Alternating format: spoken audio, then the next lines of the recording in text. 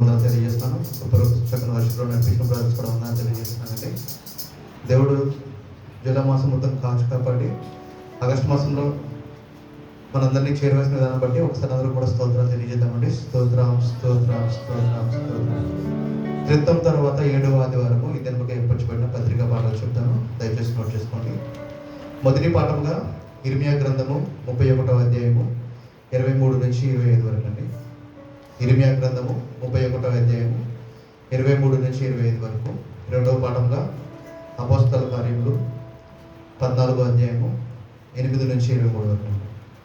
అపోస్తల కార్యములు 14వ అధ్యాయము 8 నుంచి 23 వరకు. మూడవ పాఠంగా మత్తయి సువార్త 10వ అధ్యాయము 24 నుంచి 31 వరకు అండి. మత్తయి సువార్త 10వ అధ్యాయము 24 నుంచి 31 వరకు. క్రితం తర్వాత 7వ ఆదివారము ప్రారంభ గీతము.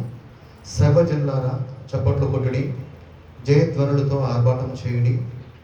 ఆయన జనములను మనకు లోబరుచును, మన పాదముల క్రింద ప్రజలను అనగదొరుకును. సంగ్రహ ప్రార్థన. ఓ దేవా, పరలోక భూలోకముల యందు సమస్తమును శాశ్వతమైన నీ సంరక్షణ క్రిందనే జరుగుచున్నది గనుక హానికరములు దేనిని మా ఎదుకు రానియక లాభకరముగా మాకు అనుగ్రహింపమని నీతోనూ పరిశుద్ధాత్మతోనూ సదా ఏకదేవుడవై యుగయుగములు జీవించు పరిపాలించు నుండు నీ కుమారుడును మా ప్రభువైన యేసుక్రీస్తు ద్వారా వేడుకొనుచున్నాము. ఆమేన్. ఉద్గమన గీతము. పిల్లలారా, వచ్చి నా మాట వినుడి. యెహోవా యందలి భయభక్తులు మీకు నేర్పెదను. ఆయన వైపు చూచి వెలుగునందుడి. మీ ముఖము ఎన్నడూను లజ్జింపకపోవును గాక. హల్లెలూయా, హల్లెలూయా. నా దేవా, నా శత్రువుల చేతిలో నుండి నన్ను తప్పింపుము. నా మీద పడు వారికి చిక్కకుండా నన్ను ఉద్ధరింపము. హల్లెలూయా. అపోస్తల విశ్వాస ప్రమాణము నేను చెప్తాను, దయచేసి నాతో పాటు కూడా దగ్గరగా చెప్తామండి. నేను పరలోకమును భూలోకమును సృష్టించిన సర్వశక్తి గల తండ్రి అయిన దేవుని నమ్ముచున్నాను. ఆయన జనితైక కుమారుడును మన ప్రభువునైన యేసుక్రీస్తును నమ్ముచున్నాను.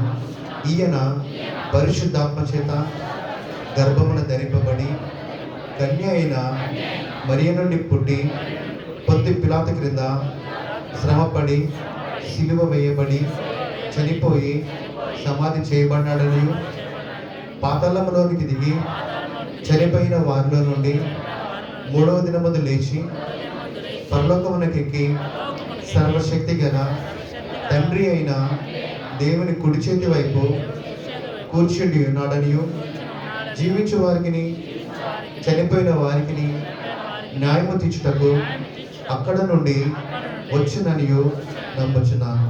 నేను పరిశుద్ధాత్మని నమ్ముచున్నాను. పరిశుద్ధ క్రైస్తవ సంఘమును, పరిశుద్ధుల ఐక్యమును, పాప పరిహారమును, శరీర పునరుత్థానమును, నిత్య జీవమును ఉండవని నమ్ముచున్నాను. ఆమేన్. చదవని లేఖను దేవుడు దీవించుగాక.